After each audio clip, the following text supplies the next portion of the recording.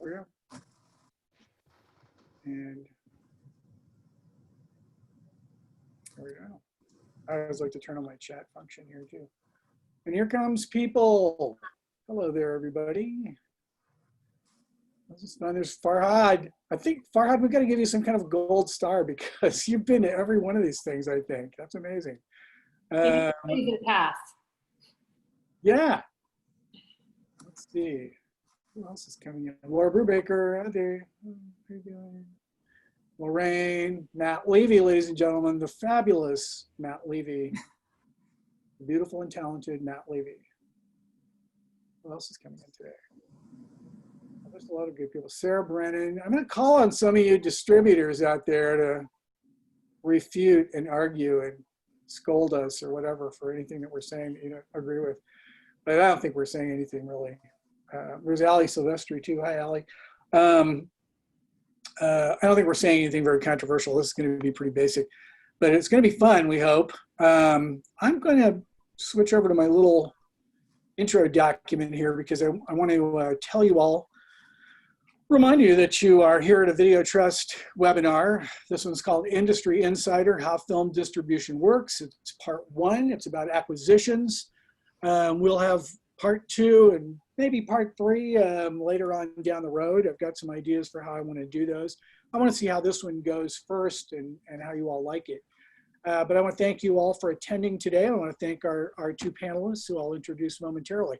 Video Trust is a nonprofit organization that advocates for libraries and film. We provide professional development and film resources for K through 12, public and academic librarians. Learn more, sign up for our monthly newsletter at videotrust.org. Today's webinar is part 1 of a peek inside how film distribution works. So if you've ever wondered how distributors decide which films to pick and what goes into their decision-making process, you'll hear much of that information today. Video Trust has brought in 2 distribution experts with years of experience, but especially in acquisitions. Elizabeth Sheldon was a senior VP at Kino Lorber and is now co-founder of Juno Films. Will Whalen was the VP of licensing at Alexander Street for years and is now director of global content for ProQuest. So I'm going to see how their approaches and concerns are alike, how they're different. These are 2 very different companies with very different concerns, but I thought that would make it sort of interesting to talk about this today. I want to talk more about this, and I'm going to do a little quick sort of primer on the economics of this and what distributors think about it. And I've already invited my panelists here to interrupt me whenever they like and ask questions or make clarifications or cite examples or whatever they like. We're going to stop about halfway through the webinar today and take a little break. I'm going to tell you about some other things that Video Trust is doing. And we will open the floor up to, oh, thank you, Tom Warner, for noticing my backdrop. It's really, I just redecorated my office today, and I'm kind of glad you like the wallpaper. Okay, so let me share this. I'm going to just share some slides and we're going to go through this because I think it's going to be helpful to sort of know a little bit about what the economics are. Let me hit the present button so you can get the full import. Here we go. So there's my title slide. I don't have any music for that, sorry. The first thing I wanted to talk about a little bit in my headline, for some reason, isn't coming up here, but it should say how to find films. And there it is. Okay, maybe when I click on it. All right, so festivals, networking, and what does OTT mean? Anybody have the answer to that? Elizabeth? Well, usually it's over the top, right? Over the transom, yeah. It's when you get something you're not expecting at all. You know about film festivals, so I don't really have to explain that, but that's where a lot of distributors go, and there's festivals all over the world. Those are working a little differently right now. Will, do you go to film festivals? I do, yeah, kind of select ones. Elizabeth and I see each other at IDFA. Usually we've been to Berlinale here and there, South by Southwest. hot docs, things like that. But we don't go to the really high-profile ones like Sundance and Toronto. That's a little. I wasn't sure about your routine on that, being at ProQuest, but Elizabeth is a globetrotter. She goes all over the place to find stuff. My suitcase is gathering dust because all the festivals right now are virtual, and that means different things for different festivals. But yes, generally Juno Films, it's out there scouring the festival circuit for films. Great. Well, the other way to do it is networking, because if a filmmaker has worked with you before, if you're a distributor and filmmakers have worked with you before, and they liked working with you, they will frequently come back and say, hey, I've got another one and here's what it is. And sometimes it's in the same sort of oeuvre, and sometimes it's very different, but that's a way to get in the door at distributors. I think it's important to note when we talk about getting in the door, and it's not like distributors are sort of like trying to be impenetrable. Mostly it's just that there's an enormous amount of product coming at you all the time. And you have to have ways to sift quickly through things that won't make any difference, that you know you're not going to pick up, and to have a way of seriously considering the stuff that you want and you think will work for you. And when I say work, I mean make money, because that's why filmmakers have brought their film to you. They want you to turn a profit. That'll take us to how to select the films. So what kind of a film is it? Is it a doc? Is it a narrative? Obviously, in the library world, if you're talking about academic libraries, docs are of supreme importance. Narratives are far down the, they're far below docs in terms of saleability and interest in that market. Shorts, experimental, those are all things that can be sold in different environments. Not so much in the environmental or in the academic or the, I don't think any of the libraries are tremendously interested in shorts or experimental unless they're film libraries. We want to know what it's about. We had a little conversation about this before the webinar started, because as you know this, if you're a librarian, you probably know this better than a lot of filmmakers, that something has to make a serious contribution to a discipline to be considered. And so we want to know who's interested in watching it. And if I'm a distributor, it really helps if I know that audience a little bit. Like if I've been selling to sociology professors for several years and I have a good list and some credibility with that audience, then they're going to be interested in what I have to sell. So that's something. Who can I market it to, and how much would it cost me to ramp up to reach that audience? Because I have to balance the costs against the cost of, what I'm going to get back. Am I going to reach them? Is this a hot area of subject interest? I can make a film about, about the environment. But, there's a lot of films out about the environment. So it has to be something that tells a story that hasn't been told before, or has some immediate interest or somebody behind it who's like audiences really want to hear from, like, Al Gore, back when he released Inconvenient Truth. Who made it? Same thing. We need to know, are they famous? That might help. Have I worked with them before? What kind of baggage comes with this filmmaker team? Anybody want? I think that this brings up, Jeff, the question though of authorship. And especially at this moment when we're looking for films that broaden our horizon in a conversation that's about race in America. Yeah. That, Juno Films, for instance, has a large catalog of African films. I'm always, not to push it, but I'm always quick to point out that they're made in Africa, produced in Africa, and they're African stories. And I think at this moment too, as we look to acquire films that are relevant today, there's going to be a lot more emphasis, not on is the filmmaker famous, but what is the filmmaker have the direct experience of what they're talking about. Yeah. Do they have an authentic voice? I think you're right. That's probably a lot more important these days. How about you, Will? What do you think? For us, I think we do a lot more trying to listen directly to customers, and we have an advisory board as well that meets pretty regularly, and we try to get feedback from them. But I will say, and I would add to some of these other sort of docs versus narratives, things like that. We've had a lot of requests more recently for sort of training or demonstration videos as well in the medical field or the nursing field. So we get a lot more requests for that kind of stuff. Oh, that's interesting. Is that increased because of the pandemic? It has, yeah, I think so. And we also have on our platform a sort of program called Find My Film, where you can kind of request that we go and see if the rights are available for a certain title. And, you know, we have varying success rates for that kind of thing. But I'd say that our Find My Film requests that we're getting have increased. People looking for a specific title now that they can't get their hands on the physical copy. So that's another area. So we're trying to respond really as much as looking for things that are high demand or get high usage. We're also trying to hear what customers need. That's part of the deal, isn't it? I mean, you really need that feedback from your customers. Yeah, absolutely. And I think sometimes it's also kind of inevitable, though, that we're going to speculate on what people are going to buy based on what we know about a field or something like that.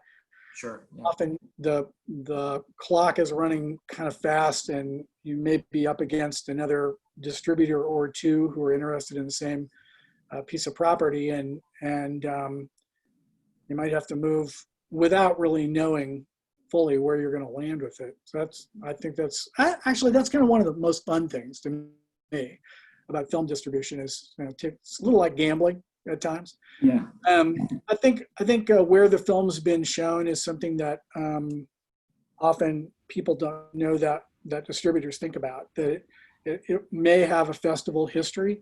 If it's more instructional or something, obviously probably not. But even you know, sometimes really useful documentaries. We were talking about another one called Invitation to Dance that was like really useful about the ADA, the origins of the ADA and disability rights, and that one was super popular, but it probably would never have been picked up at a festival. So you just can't always. There's no one rule for anything. You got to know what rights are available, because people will come in with a film and you know, you only handle North American rights, or you only handle educational rights, or you only do, you know, TV, or this selection of rights or whatever. And usually distributors will make that known. Here's what we handle. And if they don't have what you want, that may be another reason for turning down a perfectly good film, because they just don't have anything that you can do anything with, or not enough for you to do something with. So that happens actually fairly often. Yeah, I think too, Jeff, that's sort of where Elizabeth and I are different, in that our focus at ProQuest is very narrow to the educational market. So we're just one piece of the solution or the puzzle for Elizabeth, who's working with and managing a lot of other rights. So all rights and evaluating films, not only on its potential to the educational market, but theatrical, or, you know, direct to a TV or Netflix, as well as the digital world and educational. And are you doing outside the United States? Are you doing anything for rights? Yeah. Wow. So we do North America, and we will also take on the world when the filmmaker, you know, trusts us to do it. The focus outside of the US tends to be a little narrower, in that theatrical is not such a key component in Europe, although the festivals can be core. And then of course the broadcast sales. Yeah. You know, I didn't ever realize until I went to work at a distributor in New York that festivals were a money maker for films. Yeah. All the festivals I had ever heard of were like, yeah, you can bring your film, you know. After you pay the submission fee, right? Yeah, learning how to ask for that money was a real interesting thing. Yeah. Okay, so let's see. What are the usual releasing costs? You know, it costs money to put a film out there. When a film comes in the door, it usually doesn't come in with all the marketing intact. It doesn't come in with all the poster and all the graphics. It doesn't come in with all the formatting and different things you're going to need, whether you're going to make DVDs or go to streaming. And it definitely has to be gosh, quality controlled. You know, they have to make sure that if there's dialogue in the film, that it all matches all the time. Somebody has to watch those films, and things have to be done with them inevitably. I'd say it's going to cost at least $5,000 to get a film out the door. That's kind of a minimum to figure on. So when you're going to pick up a film, you know, you're thinking, can I at least make this money back? You know, because you don't want to lose money. That's bad. The potential markets these days have changed a lot. I'd like our panelists to weigh in on this a little bit, because I'm mentioning theatrical, festival, streaming, library, educational, home video. And if you want to see a really interesting list of ancillary markets, go to the Swank website, because they have this big list of like corrections, you know, and stuff. You know, airlines, cafeteria, I don't know what they have. It's amazing. Yeah, long list of stuff. But those are films that are mainly, I believe they're mainly Hollywood type films, you know. So that's those will have a lot of sort of ancillary markets that almost, you know, like a social issue documentary largely won't have, largely. Would you guys talk a little bit about what's going on with the markets these days? Because is it all streaming? I mean, is everything streaming? What's going on?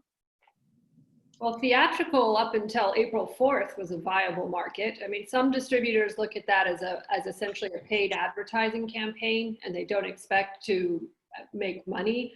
Other distributors, ourselves included, look for the publicity and the advertising, but expect a positive revenue flow. The same for festival. I mean, a film that premieres at one of the top festivals will most likely play the additional 20, 30 festivals in the US. And you can really start to build a footprint and connect with audiences. TV sales remain viable, as do SVOD licenses to the premier, you know, first pay windows. Those SVOD is what, for people who don't know? Netflix. So subscription video on demand. Subscription video on demand. If you pay one price, you get the entire thing. Yes, right. And Netflix, right now, Hulu, yeah. Yes, Hulu, Netflix. Certainly, you know, Netflix and Amazon were producing their own content. Production came to a standstill. So I think we're seeing, you know, there's going to be a shortage of content. So acquisitions has stepped in to acquire content. So right now you're in a good position to have finished films that you can license because there's demand, as opposed to the pre-pandemic when production filled up most of that budget. And if you acquired a film that they didn't already have their, you know, logo on, they weren't going to buy it. I think that's changed now. The home video, tomorrow I'm having lunch with my home video partner, and that remains a market. I wouldn't say it's growing, but it's almost like an ancillary revenue stream, along with the airlines and cruise ships. Although again, they're not flying and they're not buying at the moment. We hope that changes at some point before the end of 2020. But if you put it all together, you have essentially, you know, 6 pieces of the pie, and each slice of the pie can account for an equal amount of the revenue. Of course, a Netflix license or a TV sale to Stars or a POV or such can be a larger slice, but those are fewer titles. So overall, I think as a distributor, I look to have an array of films that we can put out into the market. So some films right now that I'm acquiring are strictly television, SVOD, and educational. And others, you know, we're planning on fall releases. We're fortunate that here at Juno, we can do virtual cinema in-house. We found that to be, the theaters have a demand for that. So I think we've discovered a new pocket of revenue. After, you know, brick and mortar theatrical, we'll probably be looking at virtual theatrical as a follow-up window. And then the rest of, you know, as you've listed, the you know, television, SVOD, transactional VOD, home video, and ancillary. Transactional would be like iTunes, Amazon. Okay. Yes. And Amazon, right? Yeah. Those are the big ones, but there's more now. There are lots of small ones that are coming to market. A lot of streaming. It's like that's really exploding. So that's a lot more sort of potential markets for things, especially if they're not demanding exclusive rights. Correct. You know, the biggest growth is probably in the AVOD market, the advertising VOD, and those are generally strictly done on a rev share basis. And so, you know, there are different models within streaming in terms of how you monetize it. Okay. Will, do you guys Well, have a? yeah, I mean, Elizabeth is more directly dealing with having all these balls in the air at once, whereas I'm just really kind of hearing back from our partners, both bigger distributors and smaller independents. And I do just get the sense that there's more pressure on to figure this out with the theatrical going away and, you know, home video not being what it once was, that, you know, getting stuff out to these various different streaming platforms and trying to monetize across all of these different spaces is their strategy has changed. So it's had to. So I do get the sense that this is a you know, things have been turned upside down a little bit. One of the other things that came to mind while I was doing these slides is the footprint or the tail of a film. We sometimes talk about something having a long tail in the market, and that's that, you know, it can be really popular or even significantly popular or even just steady for a long period of time. And I think that's one of the interesting things about documentaries is that you can't always predict it, because the way of thinking about topics, as we all know, changes periodically. But sometimes a documentary can produce, and I think educational market is one of the places where a film can actually have a really long tail for quite a while and be really productive. It's not that unusual for a documentary to be like sort of the last word on a particular subject and being used for a long time by a collection of educators or libraries. Let me keep moving on here. There really, you know, there really aren't any, as far as I can tell, there aren't any real standard deals about things. I mean, there's standard packages that distributors ask for and want, and standard contracts and boilerplate and stuff that, you know, gets put out. But is everything negotiable? In my experience, yeah, everything has been negotiable. Even stuff that you wouldn't have thought is negotiable. But that means, like, you know, the splits or the package of money that comes in from a certain type of rights, whether it's educational or television or something, the distributor may ask for this percentage, but they may be willing to take this percentage, especially if you're willing to give them a bigger percentage of something else. There's a lot of back and forth on these contracts that can go on sometimes for months. But that's one of the most interesting parts of the whole thing. I was once told that was like just almost like as artistic as making a film, and it sort of turned out to be right. It's not too far off. Contracts have splits, time limits. You're going to get this much of a percentage for this many years, and then it changes, the percentage changes. MG is like a minimum guarantee, so that for a film you really want, you might put out some money up top if you feel very, very strongly that you want this. If you're dealing with somebody who's like a super well-known filmmaker and this person has a indelible sort of following, that's probably a pretty good bet. And if the MG isn't a ridiculous request, then I think that's something that people will often do. All right, so it's 1:24. I went about as long as I want to go on something like that. And I'm going to go back here for just a minute and take a look and see if we have good questions from people. Any ideas? Babir Sultan says, any ideas of length of the movie and how does one go about coming up with a business plan for films? About the length of a movie? Okay, Babir, I believe you're a filmmaker, are you not? Do you want to, let's see, hang on a second. I'm putting you on. Are you there? Yep, can you hear me? Yeah.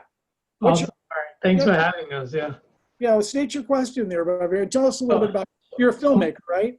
Well, we done film in the past, mostly, back in New York, just for fun. We would enter festivals with a 10-minute film, 15-minute film, and the longest we did was a half an hour film. Okay. But mostly my experience now is I run and own a business, and a lot of the film experience that I have, we use that towards, marketing for our business now. But I never lost the passion of doing films as well. But Okay. now when I think of film, and that's why this webinar interested me, was looking at it from a business point of view. Sure. If I invest 10,000, can I at least recover my investment, if nothing else?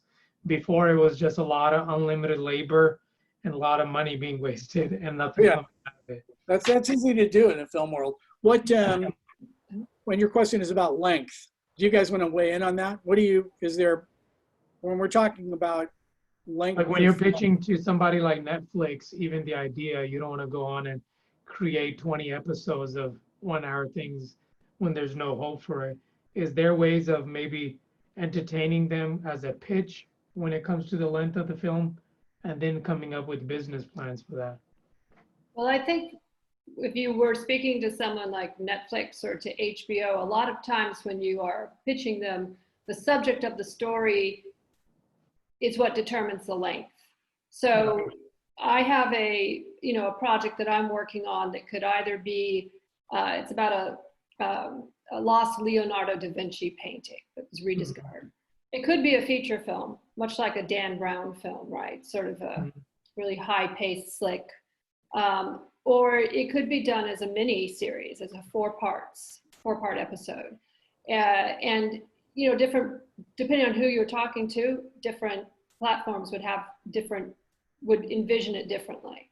So for someone like an HBO, they might want the feature, but Netflix might say, oh, we did really well with Unorthodox. Everybody wants these 4 50-minute segments because they can binge watch it. Sure. But some stories, they're a 72-minute story, right? So I don't know if there's really a formula. Got it.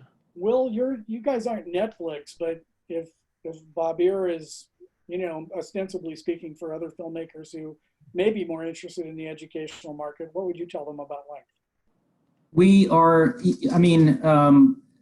We've seen really strong usage both on feature length stuff on our platform and on shorter stuff. I don't think that that really drives it necessarily. I think it's more about subject matter and about, certainly the example that Elizabeth gives, that's for more scholarly users. That's a documentary. And a lot of times those kind of documentaries, we are going to license onto the platform from a BBC or from a PBS, and they're usually broadcast length. We've seen really good shorter 20, 30-minute films do well too. Yeah. Cool. All right. Let's move on to the next question. Farhad has brought up something this is a sore point, but I don't know that we've addressed this that much with independent distributors. So let's talk about this a little bit. One of the main problems of the film are films produced by platforms such as Netflix, Amazon, Hulu, and they don't do educational or library rights often, especially academic audience. I remember asking about that one time, and it was told that it's not a very big piece of business in the grand scheme of things. That was an interesting take. What do you think, Elizabeth? So my response is that, depending on who you've licensed those broadcast digital rights to, like Netflix, in general, will take all forms of VOD except transactional. But a digital site license technically is a right? You buy it and I give it to you. So it's a transactional license. It's not like, and then your students can watch it. So I think that if filmmakers are savvy or distributors are savvy, you can carve out educational rights with some of the platforms that you have listed here. Now, I can't speak to all of them, and I don't want to be quoted, in a meeting saying But it depends on how the rights are defined in the agreement and what you can carve out in terms of, but for a lot of these platforms, they figure if probably, if a professor wants their class to watch it, that they all have a Netflix subscription, right? I mean, there's a lot of chat about this in our community. I don't have I can't speak for the networks. All I can say is that we always try our best when we license to anybody to make sure that we protect the rights that we know can be lucrative and of use in the educational market. I'm gonna come back in just a second here, but I want to take a quick break to mention that Video Trust, we're about to take a break during the month of August. We won't be doing any webinars in August, but we'll be back soon. And we're gonna have a full webinar programming schedule to announce by probably September 1st. It's gonna be free to individual and institutional members, along with upcoming publisher. It'll be included in your individual and institutional membership, along with upcoming publishing venture and other membership benefits yet to be announced. We'd like every listener in today's webinar to consider becoming a member, either as an individual or through the institution for whom you work, who you represent. Institutional memberships are kind of unlimited at this point, so you can have as many people inside your institution as you want. And we'll announce all those prices in an upcoming newsletter. So we'd like you to consider becoming a member to support the mission of advocating for libraries and film, and to provide professional development for librarians who manage film collections and film use in academic K-12 and public libraries across the US. Also, if your academic institution is a member of the ALVT project, you'll automatically have an institutional level Video Trust membership for the length of your ALVT membership. So if you have an annual membership at ALVT, you'll automatically have access to everything that Video Trust is doing. If your institution has purchased a life of the project, say founding benefactor membership, then you'll be a member for as long as ALVT lasts, which we don't know how long that is. Could be 10, 15 years, we don't know. You can find out more about ALVT at our website. That's the Academic Libraries Video Trust, online repository for VHS-based content, no longer in distribution. And we have a website for that, alvt.videotrust.org. You can also just go to videotrust.org and read most of the information there. While you're there, sign up for our newsletter and keep up with everything we're doing, because we're doing much more programming about video, film, streaming, and related subjects for librarians. If you like today's webinar, please tell your colleagues in the library world. Well, let's get back to our webinar here, and let me see. Matt Levy, you're in there somewhere. Are you with us? Hey, Matt. Hey. Hey, Matt. Are you there? Matt, your mic is off. He may have like been called away to the phone or something. Maybe he'll come back to us in a minute. Talk to me a little bit more, both of you, please, about what's going on in the pandemic and kind of I'm interested to know what your thinking is as distributors about the time ahead, because we've had a lot of webinars now, community webinars with public librarians and K-12s and academic librarians. We just did one last week that was kind of another follow-up session on what everybody's doing, and there's still a lot of uncertainty for them. What's happening with you? What are you thinking? What are you looking at? Either one, but I was Jeff, I don't know. I mean, we are hearing from librarians that, there's some concern about budgets going forward here and there. We've seen usage on the platform increase since the shutdown. We've seen a lot of new users come onto the platform since March. So usage has really skyrocketed on the platform, as I'm sure it has on every platform. but yeah, I mean, I think, we're hearing from librarians that things are they're gonna have some challenges going forward. No question. In terms of budgets. Yeah. Yeah.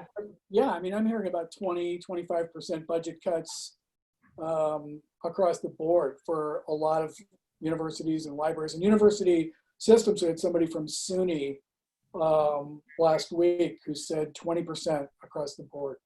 So I don't know, what does that do to your business? What do you think about? I mean, ProQuest, I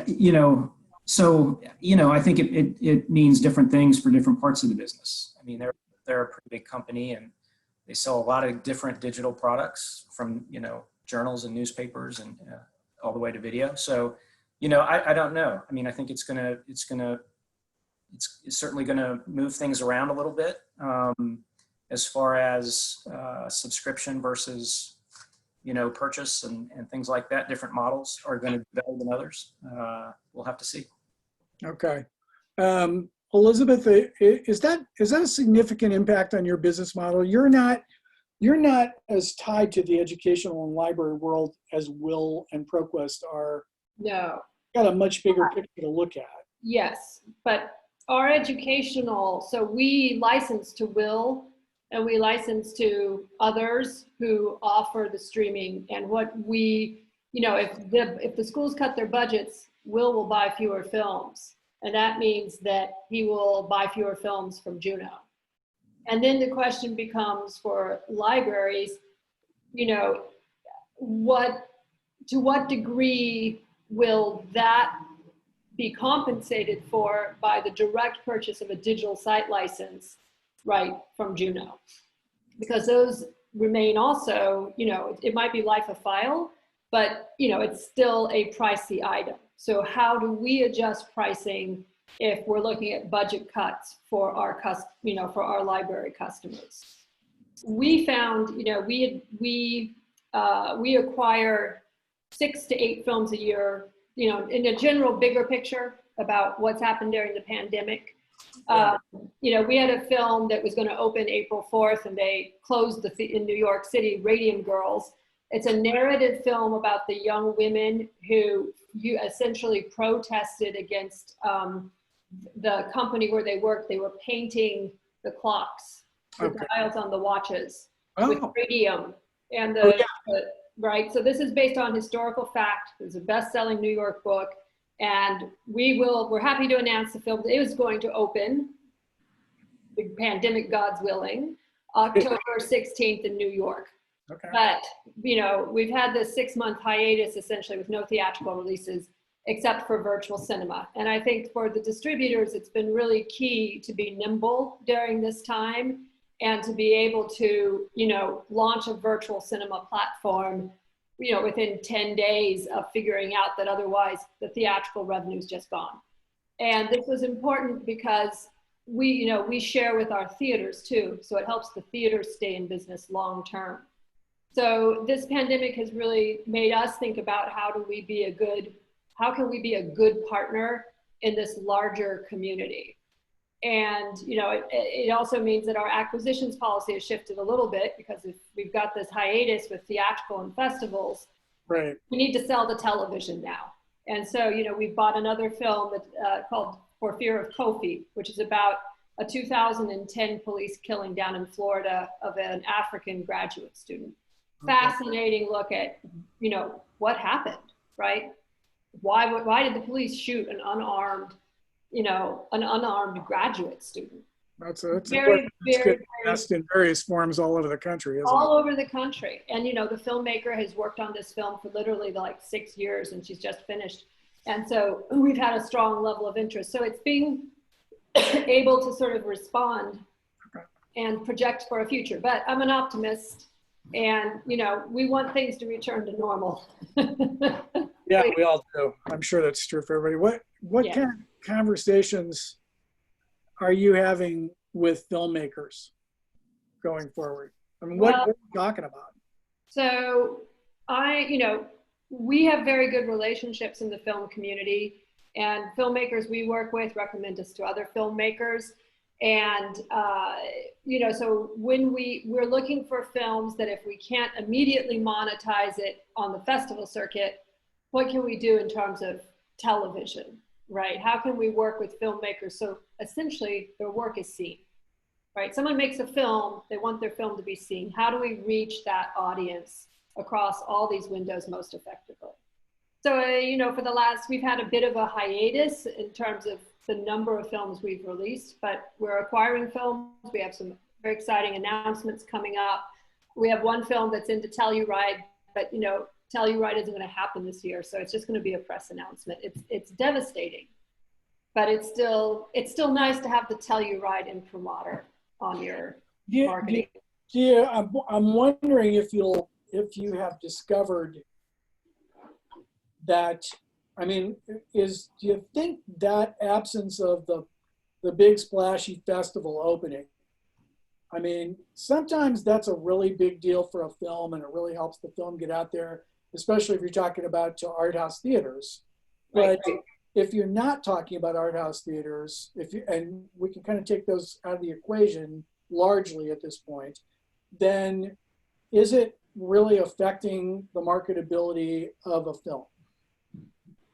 To not have that as I don't know what I'm asking. It depends on the topic. So I would say it depends on the film's topic, and that like Fear of Kofi will be at the Harlem International Film Festival. It's a great festival for that film, but that is a film that has commercial legs because it's a very well-made film and the topic. And so when you do acquisitions, there's always a balance that you do between the prestige acquisition, right? Where everyone goes, oh, that's a very prestigious film. And really the films that are more bread, butter, and caviar, right? That are commercially viable, but aren't necessarily decorated with lots of festival laurels. Do you get more films? I guess what I'm trying to ask is, are filmmakers more likely to bring you things before they've been to festivals or after? Before. Both of you. Before, I would say before, and because they want a distributor on board when they have their festival premiere, and they want the distributor to develop a festival strategy with them. What about you, Will? Yeah, it's more midway through that festival run or after for us. Usually they've done that run when they come to us, or they're already with Elizabeth by that point, or another distributor. So they come to us later down the line. So I got another question there. It went out of my head. What do you think's what do you think is going to be the most interesting thing to happen this fall for you guys? I mean, what are you looking forward to, and what do you? I want the election to be over. Okay, now what? Well, for us, we're kind of we're kind of in between. We're kind of in a position where we're trying to, we're working with Elizabeth and other distributors on one side of the market, and then we're working with our customers and listening to their needs on the other side of the market. So balancing that is always for us, a big part of it. We want to be able to respond to what Elizabeth needs and respond to what the end user needs as well. So that's going to be, it's going to be new territory for us. So that's going to be interesting. Are you thinking that prices will decline in the streaming world or go up because of all this? It's an interesting push-pull, isn't it? Because the demand for streaming is like off the charts, which, theoretically, I mean, in any supply-demand model, that would make the price go up. But because the customer who really needs this service is experiencing a drop in their own ability to, their budgets, their income, their revenues. What do you think, Will? I don't know. I mean, I don't know the answer to that. Okay. That's on another side of the business for me. But yeah, I'm not sure. I'm sure that that's something that will be looked at, but no idea. Those conversations are inevitably happening somewhere Somewhere. in the halls of ProQuest, Yeah. deep in the halls of ProQuest. Elizabeth, what's your take on all this with the streaming? I mean, there's so many streaming markets happening right now. God, all the networks are starting their own. The regular networks, all the cable networks have streaming.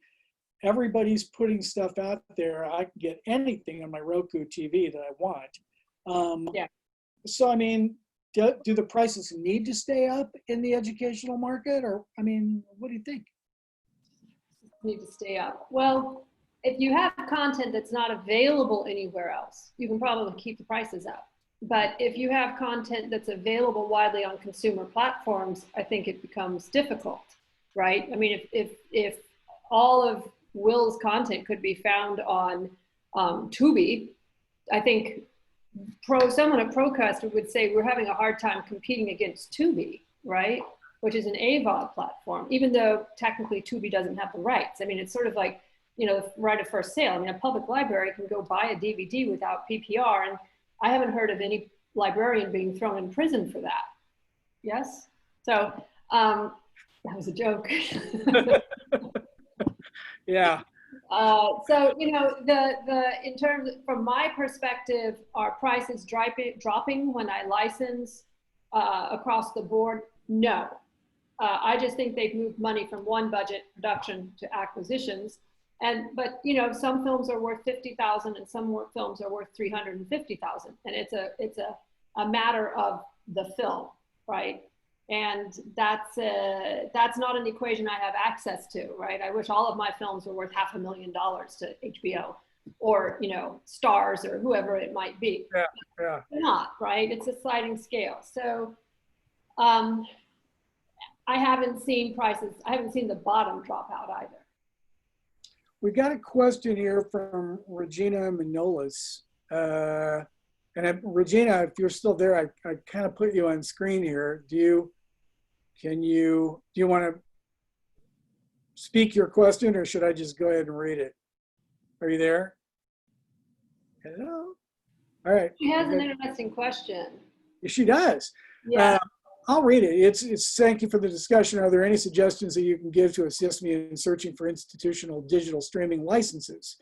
For example, is there a website that exists where I can type in a title to see if an institutional digital streaming license is available? It's a good question because obviously hours and hours and hours are spent on video lib, the listserv that Berkeley runs to serve this very question. Our university not only has a reduced budget, but not all of our students have access to Netflix, Amazon Prime subscriptions. We receive a number of requests from faculty for films. And of course, Regina is spending hours looking for these darn things. Video Trust is going to do that database, Jeff. Yeah, good. All right. Actually, that's probably a pretty good, I wish they would have something like that on IMDb. Because they show who originally had the rights if you have IMDb Pro, but they never show where it went from there. And that's always an interesting question, is like where the rights went. You just never know when a property is going to become kind of hot again. I know there's distributors out there who make a considerable amount of money packaging up DVDs of old studio films. And that's a really big thing. But finding them on streaming, not always easy. Jessica Rosner usually knows. You've been amazing. She's like a wizard. She's weird. Yeah, encyclopedic knowledge. We need to get her on one of these webinars and pump her for information, because she's astounding. I don't know where she gets all of her information, but she's definitely got a lot of it. All right, Regina, I hope that was helpful to you. I think we're going to wrap it up today, guys. This has been a really good session as far as I'm concerned, and I really enjoyed having both of our panelists here. And thank you for inviting us. Oh yeah, you're welcome. My pleasure. It was good to see you both. We never see each other anymore. It's we used to at least see each other once a year, and Elizabeth and I worked together for a while, so we saw each other every day. But yeah, it's a lonely world now. So anyway, to our attendees, if you think Video Trust is something you'd like to continue with, bear in mind we'll be offering memberships soon that will allow you to attend all the webinars, access all the publishing for librarians in every segment of the library world. More information coming on this very soon. Look for the August newsletter. Please go to videotrust.org and subscribe to said newsletter. And you'll also find a collection of our webinar videos from this year. Everything we've done is on video. It's just click the links. We provide information on technology, copyright, resources for classroom, library, and more at videotrust.org. Again, thank you everybody very much for your attendance today. It's been a real pleasure, and have a great rest of your summer. Thank you, guys. Thanks, Jeff. Thanks, everybody. Thank you. Talk to you soon. Bye-bye.